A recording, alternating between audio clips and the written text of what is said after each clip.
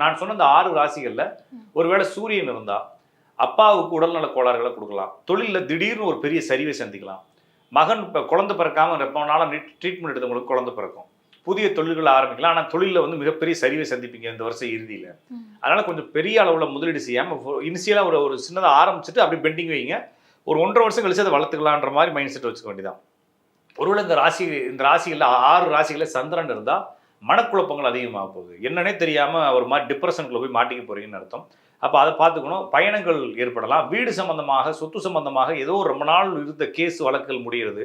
ரொம்ப நாள் இழுத்துக்கிட்டு இருந்த விஷயம்னா 11வது மாசத்துல உங்களுக்கு வீடு, சொத்துக்கள், வாகனங்கள் வாங்கக்கூடிய யோகங்கள் கிடைக்கும். இந்த ராசியில புதன் இருந்தா சகோதரி, மகள், குடும்ப சொத்து வசியமாக ஏதோ ஒரு பிரச்சனை பேச்சுவார்த்தை பண்ணி தாவா இருந்தது முடியும். இருந்தாலும் அதுல ஒரு மிகப்பெரிய குழப்பத்தை கொடுக்கும். இந்த 6 ராசிகளை சுக்கிரன் இருந்தா குடும்ப விஷயங்கள்ல மிகப்பெரிய சிக்கல்களும், குடும்பத்துல கண் நோய்கள் சம்பந்தமான மருத்துவங்களும், பணத்தை இழக்கக்கூடிய அமைப்புகளும் வரும்.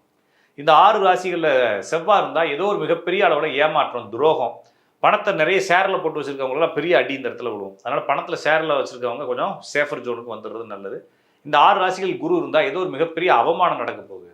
அல்லது குடும்பத்துல ஒரு பேரிழப்பு, யாராச்சும் ஒருத்தவங்க தவறி கூட போயிடலான்ற மாதிரி பேரிழப்புகள் நடக்க போகுது. அதை நம்ம பார்த்துக்கணும்.